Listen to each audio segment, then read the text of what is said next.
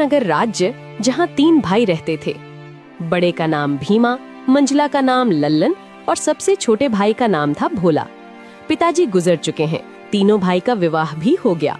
आज तीनों भाई पिता की संपत्ति का बंटवारा कर रहे हैं। आहा, देखो भाई, मैं सबसे बड़ा हूँ, इसलिए मैं बंटवारे का काम करूँगा। बोलो, तुम लोगों को मंजूर है? भैया, मैं तो मंझला हूँ, आप जो बोलोगे मुझे स्वीकार है। भैया, आप दोनों तो मेरे बड़े भैया हो, मैं तो सबसे छोटा हूँ। आप लोग जो फैसला करोगे मैं उसे स्वीकार कर लूंगा। पिता के जाने के बाद आप दोनों को मैं पिता स्वरूप मानता हूँ। तो फिर ठीक है, सबसे पहले हम खेतों का बंटवारा करते हैं। देखो भाई, हमारे पास 2 खेत हैं और एक मेड़ है। हम लोग 3 भाई हैं, इसलिए 2 खेत में से एक मैं और एक मंझला लल्लन का होगा और बचा मेड़ छोटा भाई यानी कि भोले का होगा। अरे वाह, बहुत अच्छा निर्णय है भैया, मुझे मंजूर है। कहो भोला, तुम तो चुप हो गए, क्या तुम्हें मंजूर नहीं? नहीं नहीं भैया, आप जो कहेंगे वह मुझे मंजूर है।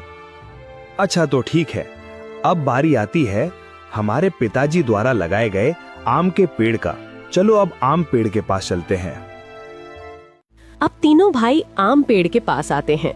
आम के पेड़ में 2 डाली है, दोनों डालियों में आम के फल लदे हुए हैं। देखो भाई, ये है आम का पेड़। अब इसका बंटवारा भी कर लेते हैं। देखो, इसमें 2 डाली है और एक जड़ है। इन 2 डाली में से एक डाली मेरा होगा और एक लल्लन का होगा और जड़ भोला का होगा। बहुत अच्छा भैया, ये फैसला भी मुझे मंजूर है। आप लोग तो बड़े हो, मैं तो सबसे छोटा हूँ। मैं भला आप लोगों के बात को कैसे टाल सकता हूँ? मुझे भी मंजूर है भैया। अब तीनों भाई घर के पास आते हैं। अब घर का बंटवारा भी होना है। तो फिर ठीक है, अब बारी आती है इस घर की। इस घर में 4 कमरे हैं और एक छत है। 2 कमरा मेरा होगा और 2 कमरा लल्लन का, और जो खप्पर का छत बच जाएगा वो भोला का होगा। भीमा के इस फैसले से भोला बहुत दुखी हो जाता है। फिर भी बड़े भाई का फैसला मानकर वो कुछ नहीं कहता है। इस तरह घर का बंटवारा भी पूरा हो जाता है। अरे भैया, खेत, पेड़ और घर के बाद और एक जरूरी चीज तो आप भूल ही गए। अरे लल्लन, वो क्या जरूरी चीज है जो मैं भूल गया हूँ? क्या तुम मुझे याद दिला सकते हो? भैया, पिताजी ने हम तीनों भाइयों के लिए कुछ रुपए पैसे भी तो छोड़ गए हैं, आप उसे कैसे भूल सकते हो? अरे हाँ, याद आया, जरा रुको, मैं अभी लेकर आता हूँ।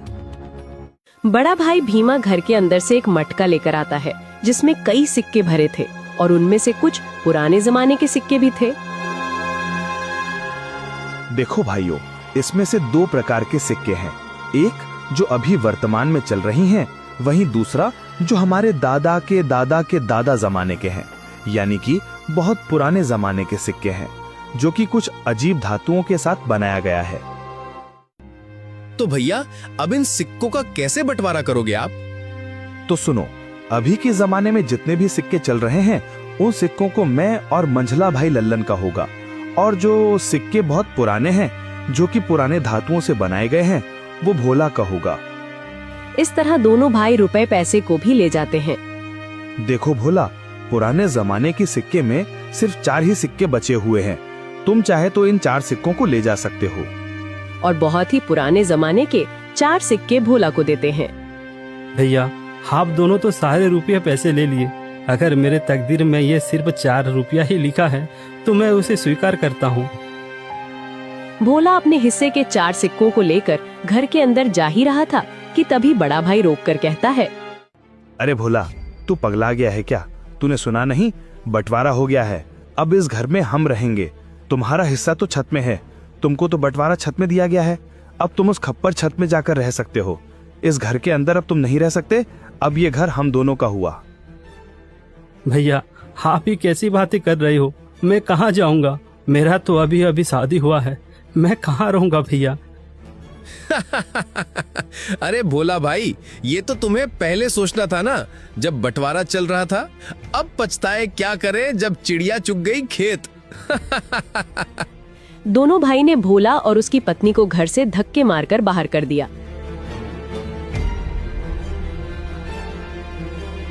वहीं दोनों पति पत्नी गांव के तालाब किनारे अपनी एक छोटी सी कुटिया बनाकर रहने लगे। हे भगवान, यह हमारे साथ क्या हो रहा है? अब ना घर का रहे ना घाट का, कैसे चलेगा जीवन?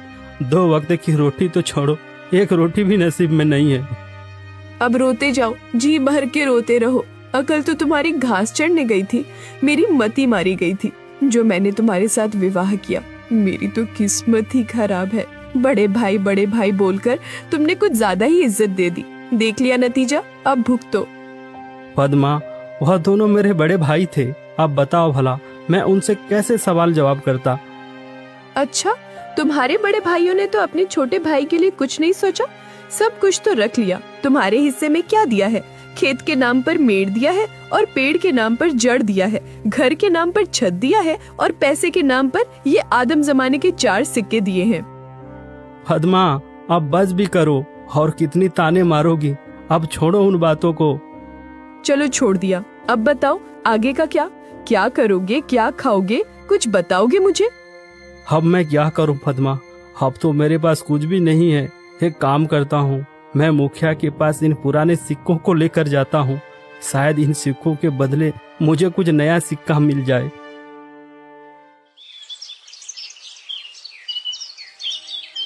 भोला बड़ी उम्मीदें के साथ उन 4 सिक्कों को लेकर मुखिया के पास जाता है।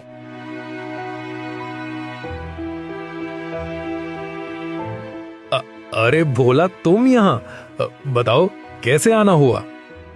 मुखिया जी, मेरे पास यह सिर्फ 4 सिक्के ही हैं। क्या आप इन सिक्के के बदले मुझे कुछ नए सिक्के दे सकते हैं? अरे भोला, ये सिक्के बेकार हैं। अब ये चलन में नहीं रहा। भला तुम्हें इन सिक्कों के बदले कौन पैसे देगा? सच में तुम बहुत भोला हो। अब मैं क्या करूं? हे भगवान, मैं तो बर्बाद हो गया। मेरा सब कुछ लुट गया। अब देखो भोला, मैंने भी तुम तीनों भाइयों के बंटवारे की बात सुनी है। सुनकर बहुत बुरा लगा। दोनों भाइयों ने तो सब कुछ ले लिया और बदले में तुम्हें कुछ नहीं दिया। ऊपर से उन निर्दयी भाइयों ने तुम्हें घर से भगा भी दिया। हे भगवान, ऐसा भाई तो दुश्मनों को भी ना मिले। अभी क्या करूं मुखिया जी? लगता है मेरी तकदीर में कुछ नहीं है। मेरा मर जाना ही ठीक है। तुम्हारी दुख मुझे देखा नहीं जाता भोला, पता नहीं क्यों।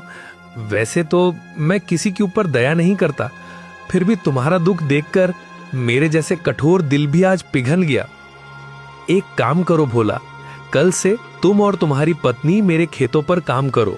मैं जितना मजदूरी दूसरे मजदूरों को देता हूँ, उससे ज्यादा मजदूरी मैं तुम दोनों को दूंगा। वैसे भी तुम्हारे पास अभी कोई काम नहीं है। हाँ मुखिया जी, मैं आपके यहाँ काम करूंगा। मेरी पत्नी भी काम करेगी।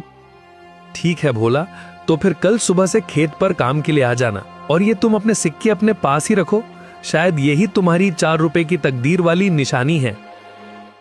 भोला उदास होकर वापस अपने कुटिया पर आता है। भोला की पत्नी रास्ता देख रही थी। भोला अपनी पत्नी के पास आकर सारी बातें बताने लगता है। अब यही दिन देखना बाकी था। अब हमें दूसरे के खेतों में काम करना पड़ेगा। हाय रे मेरी किस्मत। अब देखो पद्मा, तुम ज्यादा ज्ञान मत दो। हमें काम मिला है, कल से काम पर जाना है। इस तरह दिन गुजरता गया। भोला और पद्मा अब मुखिया के खेतों पर काम करने लगे। रोजी रोटी का एक जरिया उन्हें मिल गया। खेतों पर फसल लहलहाने लगी।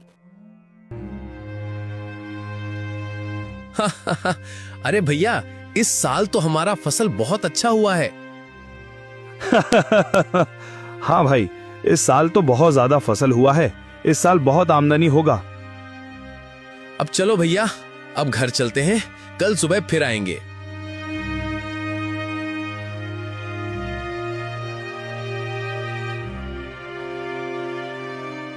अरे पद्मा, देखो सुबह से दोपहर हो गया है, खाने का वक्त आ गया है। चलो कुछ खा लेते हैं। वैसे आज खाने में क्या है पद्मा? घर में जो भी थी रूखी सूखी सब ले आई हूँ, जाकर ठूसो। थके हारे भोला और पद्मा दोनों खेत के एक किनारे में बैठकर खाना खाने लगते हैं। अरे पद्मा, क्या हुआ?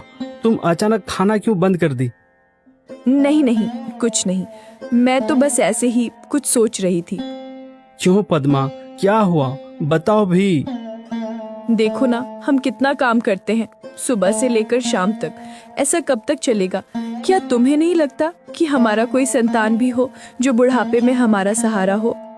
हाँ पद्मा, बार बार मैं भी यही सोचता हूँ, पर क्या करें, यह सब हमारे हाथ में नहीं, यह तो ऊपर वालों के हाथ में है। पता नहीं किस जन्म की सजा भुगत रही हूँ। भगवान ने तो हमसे मुंह मोड़ लिया है। बेघर होकर हम भटक रहे हैं। हमारे भाग्य में कुछ नहीं, न कोई संतान, न कोई जमीन जायदाद। हाँ पद्मा, अब तो भगवान पर भी भरोसा उठने लगा है। भोला और पद्मा दोनों बातें कर ही रहे थे कि तभी वहाँ अचानक एक चिड़िया आकर बैठ जाती है।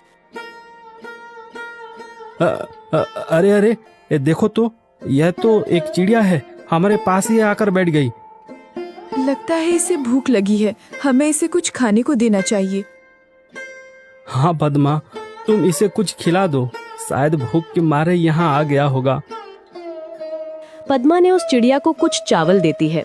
चिड़िया कुछ देर पद्मा को देखती रहती है, फिर चिड़िया उस चावल को खाकर उड़ जाती है। अब चलो पद्मा, घर चलते हैं, शाम भी हो रहा है। भोला और पद्मा दोनों खेतों पर काम करने के बाद अपना कुटिया पर चले जाते हैं।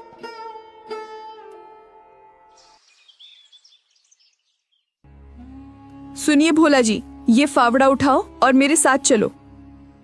पर कहाँ? तुम फावड़ा लेकर कहाँ जाने की बातें कर रही हो? ज्यादा सवाल जवाब नहीं, मेरे साथ चलो, आज कुछ जरूरी काम करनी है। क्या? कोई जरूरी काम, वो भी इस वक्त, रात को? हाँ जी, आज हम वो काम करने जा रहे हैं जिसे आपको पहले ही कर लेना चाहिए था। पद्मा के कहने पर भोला फावड़ा उठाता है। दोनों पति पत्नी अपने उस खेत के मेड़ पर आते हैं जो उन्हें बंटवारे पर मिला था। पद्मा, यह तो हमारा मेड़ है, और वहाँ पर जो फसल लगी है, जहाँ पानी भरा हुआ है, वह तो मेरे दोनों बड़े भाइयों का खेत है, और हम जहाँ खड़े हैं यही हमारा मेड़ है। इसलिए तो मैं तुमको यहाँ लेकर आई हूँ बुद्धू। और सुनो, आप इस मेड़ को अभी के अभी तोड़ दो। ये क्या कह रही हो तुम? इससे तो मेरे दोनों भाइयों के पूरे फसल बर्बाद हो जाएगा। बिना मेड़ के भला खेती कैसे हो सकता है पद्मा? ये समस्या तुम्हारे भाइयों का है, तुम्हारा नहीं। हमारा मेड़ हमारी मर्जी, तोड़े या रखे। अरे वाह पद्मा वाह, मुझे पता नहीं था, तुम तो बड़ी होशियार हो, अब मुझे समझ में आ गया। इस तरह पद्मा और भोला ने खेत के सारे मेड़ को तोड़ दिया, जिससे खेतों से पानी भर गया और फसल बर्बाद हो गया। अगली सुबह जब दोनों भाई खेत पर पहुंचते हैं, हे भगवान, ये क्या हो गया? हमारे सभी फसल तो बर्बाद हो गया। कितनी अच्छी फसल लगी थी, सोचा था इस साल सोने के गहने लूंगा, पर सपना सपना ही रह गया। अरे भाई, हम दोनों तो बर्बाद हो गए रे। कितनी अच्छी फसल लगी थी, अब बिना पानी से सब सूख गया। भला अब फसल कैसे होगी? अरे भैया, वो देखो, खेत का मेड़ को किसी ने तोड़ दिया है। जब मेड़ ही नहीं है तो खेत में पानी कहाँ रहेगा और हम सिंचाई कैसे करेंगे? जरूर ये काम भोला का होगा, जरूर उसने होशियारी की होगी। भीमा और लल्लन दोनों रोते हुए घर को आते हैं। घर आकर अपनी पत्नियों को सारी कहानी बताने लगते हैं। अरे ये क्या हो गया? देखो जी, मेरी बात सुनो। अगर फसल बर्बाद हो गया है तो कोई बात नहीं, हमारा आम का पेड़ तो है। हाँ, तुमने बिल्कुल सही कहा, पर अभी आम पकने को कम से कम 12 से 15 दिन और लगेगा।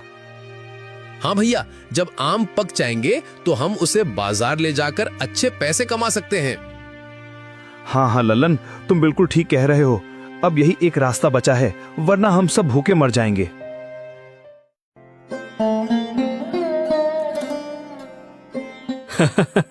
अरे पद्मा, तुम तो कमाल कर दिया, मेड़ तोड़ दिया।